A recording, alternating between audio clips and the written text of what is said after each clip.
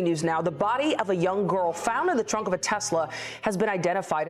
Police say a 15-year-old girl was found in pieces in the trunk of singer David's car.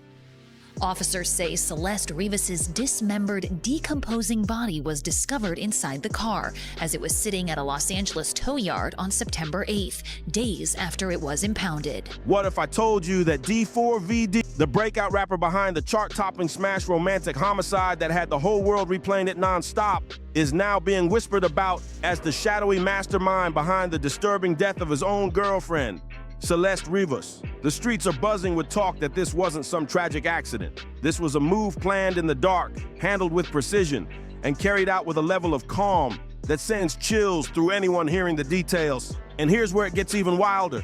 Investigators believe he didn't set this up alone. Somewhere in the shadows, a cold-minded partner was moving like a ghost, pulling strings from the sidelines and keeping everything quiet while the whole plan unfolded. The authorities were already suspicious, but then came the confession, a shocking drop that hit the precinct like a lightning strike, leaving officers staring at each other in disbelief as the truth spilled out. Deep in the basement of the home, cops uncovered a hidden room, a straight-up secret chamber carved out like someone was hiding history in there. Walls marked with confusing signs that nobody can explain, the air thick with the feeling that something awful had gone down there, and the security footage, neighbors' cameras caught eerie flickers in the night, strange movements, and moments that froze investigators in their tracks because they didn't want to believe what they were seeing. Even worse, a laptop packed with files was found, videos, notes, and digital trails stuffed with nightmarish secrets that hit so hard they made seasoned detectives step back and take a breath. You know, her daughter had been missing all of this time. She told us that she was aware that there was a boyfriend named David. And that her daughter had a tattoo with the letters "sh" on her right index finger. That the color of the ink of that tattoo was red, which was something that police had not released to the public. Every clue, every scrap, every single detail is now pointing straight at D4vd and the accomplice who was riding shotgun in this whole twisted setup. This wasn't some simple mistake. It was like a slick track with a dark rhythm, a killer melody shaking the Hollywood scene from the ground up. People everywhere are asking what kind of twisted pressure could have pushed D4vd into such a heavy spiral, and why he would be anywhere near a situation this serious. Every angle raises new doubts, new theories, and new chills, as folks wonder whether someone was trying to hide a huge truth behind the bright lights and fake perfection of fame. And the real mystery? The silent figure helping from the shadows, the ghost in the machine, as investigators called them, the person who might have helped sketch out the whole plan while keeping their hands clean. That unknown presence has everyone on edge because nobody knows their motive, their role, or how deep they were tied into the situation. The answers waiting behind all this could seriously shake your trust in the celebrities you look up to, because this story isn't just wild, it's flat out unsettling. Are you really ready to stare straight into this darkness and walk through every layer of this story with us? This hunt isn't for the faint-hearted. It's a full-force chase for clarity and fairness, for a young life pulled into something way too heavy, something nobody saw coming. On September 8th, 2025, the world froze when news broke about the tragic and mysterious death of Celeste Rivas, who had been reported missing since April 2024. She was a teenager whose case sparked non-stop public concern, and when authorities announced they'd finally uncovered her whereabouts, the whole world reacted at once. Her remains were discovered inside the trunk of an abandoned Tesla found in Hollywood, a car that records showed belonged to David Anthony Burke, widely known as D4vd. Just when it looked like the whole tragedy might slowly fade into a distant, painful ache, new witnesses and sharp clues burst out from the darkness. Hook, in the back of my mind, you died, is kind of like the storytelling aspect of the lyrics that came before it, in a way that it builds up to the big moment where she died in the back of my mind. Like, I didn't kill her physically, but in the back of my mind, she died. Smashing any hope of closure and dragging investigators right back into the chaos. These fresh discoveries didn't just reopen the case, they ripped it wide open with force, making it clear that something way deeper was hiding beneath the surface. The biggest shock came when officers uncovered a hidden chamber tucked beneath the basement floor, a secret space marked with eerie signs and strange traces that nobody wanted to imagine. The room felt like it held stories that should have never existed, and every inch of it pushed detectives further into disbelief. And then the neighbor's security footage surfaced. Grainy clips replaying unsettling flashes of movement, little frozen moments that made everyone watching feel that same creeping chill running up their spine. But the real explosion came from the laptop investigators dug up, packed with files, recordings, and digital leftovers that painted a picture way darker than anyone expected. The evidence was so strong that it shattered every neat assumption the team had built, forcing them to rethink the entire timeline and everything they thought they understood. Who exactly is this phantom accomplice? The ghost who somehow transformed from confidant to cold-blooded killer? What toxic drive pushed them to wield such deadly intent? And why did they hide in the shadows while plotting something so monstrous? And those laptop files, locked away and encrypted, what terrifying secrets were packed inside, waiting to gush out like a wound ripped open at the worst possible moment? Step with us into this unraveling nightmare, a pulse-pounding descent from what seemed like a natural tragedy into a chilling, meticulously plotted act of murder carried out by the one person nobody would ever suspect. The investigation didn't just pick back up. It exploded into life, roaring through the precinct like a storm smashing against a fragile coastline. Detectives dug into every page of the case file, eyes straining over the shadows of scribbled notes, grainy images, and evidence too precise to ignore. Every fragment mattered.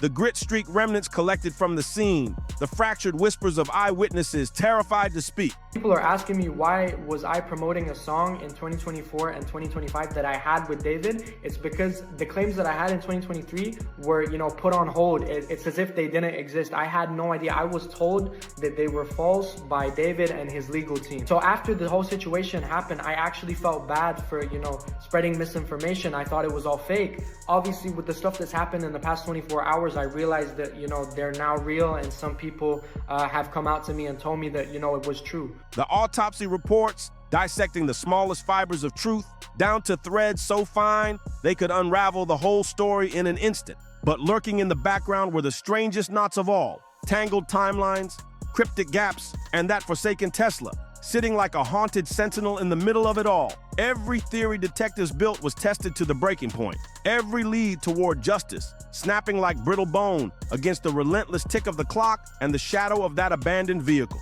Nothing was simple. Nothing was safe. Every step deeper only revealed another layer of twisted deception hiding in plain sight, daring anyone to keep up with the horror. Trace the timeline from the moment Celeste vanished in April 2024 to the gut-wrenching day her remains were finally uncovered. A staggering 17 months swallowed by silence and fear. 17 months where the world was left asking the same terrifying question. Where had she been? A ghost trapped in the shadows of her own life, slipping through cracks that nobody could even imagine. Every moment of those missing months felt like a countdown to horror, a slow-burn nightmare that refused to end. Forensic experts pinned her death to just 12 weeks before the Tesla was abandoned, left to rot on the street for at least 5 full days, enough time to send shivers crawling up the spines of even the hardest investigators. The details sparked impossible questions. Had Celeste somehow clawed her way out of the darkness to confront David one last time? Or was the whole disappearance nothing more than a cruel illusion, a sinister sleight of hand designed to hide the truth? Why wouldn't he just valet the car at some high-end service or have a driver bring it back safely? Why leave that Tesla sitting out there like a silent statue until the tow yard dragged it off and turned it into the biggest piece of evidence anyone had seen in years? Was this reckless behavior from someone who had money, status, and options? Or was it a clean, intentional drop in a dangerous plan that only a few people understood? And if it wasn't him making that move, then who was the shadow player calling the shots behind the curtains? Even the GPS being wiped from the dashboard made the whole thing look way more calculated. Nothing about this felt random. It felt sharp, focused, and done with purpose. With every new clue, investigators carved out 3 chilling possibilities, each one twisting the path toward a different kind of trouble. David was the real target. Someone tricked him, played him, and used his own car to trap him in a nightmare he never saw coming. Maybe a stranger slipped into the picture, or someone from his circle, someone he thought he could trust, used that closeness to take the Tesla and turn it into a piece of a bigger crime. But this idea started falling apart fast once the detectives dug in. If it was a random thief, where was the evidence? LAPD's records were empty. No break-in reports, no calls about a car being taken, Nothing that matched the timeline. If it was a friend borrowing the vehicle, why did every single interview come up dry? Nobody stepped forward. Nobody admitted anything. And nobody could explain why the car vanished without a single message, call, or warning. David pulled the trigger himself. The monster hiding behind the mic. On the surface, it almost seems to line up. His name on the Tesla title. That tattoo, the same one etched like a dark warning. The twisted knots of their relationship. Lyrics dripping with jealousy and possessive rage. Everything about the story points to him, at least at first glance. But when you zoom in on the timeline, everything begins to collapse under its own weight. Celeste died 1 to 2 weeks before the Tesla was abandoned, right in the middle of David's hectic tour schedule. Fans had him tracked coast to coast. Videos, social media check-ins, ticket stubs, hotel records, Jeep's data, all screaming a solid alibi. And if David were the butcher, why park a body hauling vehicle out in plain sight for 5 whole days in a jungle of security cameras, giving authorities the easiest evidence drop imaginable? That's not hiding anything. That's practically gifting prosecutors a confession wrapped in neon lights. Any killer worth their salt would never leave a trail that obvious. Which brings us to hypothesis 3. David wasn't acting alone. What if a phantom partner lurked in the shadows, orchestrating the entire scene, ensuring David's ironclad alibi stayed intact? Those 17-month black holes in Celeste's disappearance, the wiped GPS signals, the carefully timed midnight dump of the Tesla, all of it hummed with the cold, precise energy of a plan drawn in blood. Pedals of precision were set in motion, every move calculated with chilling intent. David, far from a lone wolf howling at the moon, was likely hand in hand with another shadowy figure, scripting this dark symphony of sorrow together. Each step felt orchestrated, every turn mapped out with cold efficiency, leaving no room for mistakes. From that point, the investigation pivoted hard, locking onto the closest ties between David and Celeste, following threads that led straight into the heart of the chaos. Detectives circled the prime suspect like wolves cutting through a dense, ghostly fog, eyes fixed, senses sharpened, knowing the answers were just beneath the surface. And there he was, D4vd himself, entwined with the sinister accomplice who rode shotgun through every grim twist of this masterclass in manipulation and malice, leaving a trail of heartbreak, mystery, and terror in their wake. So why did law enforcement lock their gaze so quickly on David as the primary suspect and his bodyguard as the silent partner in all this chaos? The first fissure in the carefully constructed facade came from a meticulous dive into David's phone, and then spiraled outward to the devices of everyone in his inner circle, from his personal assistant to the iron-fisted bodyguard who never left his side. Among the avalanche of texts, calls, and digital footprints, one anomaly screamed louder than anything else. Only David and that shadowy bodyguard were syncing with a ghost number, sending frantic messages that pulsed with a rhythm sharp enough to set off every alarm in the investigator's toolkit. When the authorities traced it, the line went dead. The subscriber vanished, evaporating into thin air. No callbacks, no digital breadcrumbs, nothing to follow. The number belonged to a phantom, shielded by a prepaid burner, the type of device built to survive in the underbelly of the US, engineered to dodge the hounds of law enforcement and digital scrutiny alike. But the real chill? On David's device, that same ghost number was tagged Shag, a cryptic whisper echoing a detail investigators couldn't ignore. The matching tattoo, carved into his skin, the same design Celeste had worn as a lover's vow, now twisted into a cursed symbol, haunting the investigation. The trail didn't stop there. The next clue emerged directly from the drop site, where the Tesla rested like a metallic coffin, abandoned on the street, every inch screaming the story investigators were desperate to piece together. Every scar, scratch, and shadow on that car became a thread, pulling deeper into the dark web of connection between David, his bodyguard, and the ghostly accomplice lurking just out of sight, orchestrating a plot that had been months in the making. A witness, sharp-eyed and alert in the dead of night, swore they spotted the bodyguard moving like a shadow, just steps away from the scene. And the kicker? A neighbor's security camera, perched silently like an unblinking sentinel by the Tesla's resting place, captured him in chilling clarity, frozen in the frame at the witching hour of the crime.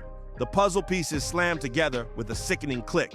David and his enforcer weren't just whispering in the dark, they were working in tandem, turning that abandoned car into a neon-lit billboard of guilt. Every glance, Every move caught on film screamed complicity. Then, like a glitch tearing through the timeline, another bombshell flickered into view. While scouring social feeds for digital breadcrumbs, investigators unearthed a TikTok David had posted back in March 2025. At first glance, it seemed like just another celebrity gag, a cheeky nod to the grind, captioned with a sly, "I clean people's shoes as a side hustle, BT bully." But as the footage was slowed and zoomed, a chilling detail jumped out. A pair of sneakers stared back from the frame, seemingly innocuous, yet their presence was a thread tying him to the scene in a way that no casual observer would catch at first. The opener hit like a fragile scream, Celeste's trembling confessional spilling out through the lens, a threadbare cry from someone trapped in reckless love, ditching family for blind, dumb love. "The dumbest call I ever made," she whispered, each word heavier than the last. Then the reel stretched, hour after hour, into a hellish tapestry of domestic torment. Tight, suffocating routines pressed against the walls, endless echoes of screams and sobs bouncing off concrete like trapped ghosts, each clip peeling back another layer of rot, inching ever closer to the edge of a nightmare too dark to name. And then came the finale, the moment the dam broke. August 24th, 2025. Celeste filled the frame in raw panic, breath hitching like a cornered animal, but with enough defiance to steady the lens. She thrust the phone forward into the chaos, capturing it all. David appeared through the doorway, a compact suitcase at his feet like a dark omen. In his wake, the bodyguard's silhouette cut through the shadows, cold and precise like a blade. The tension ignited instantly.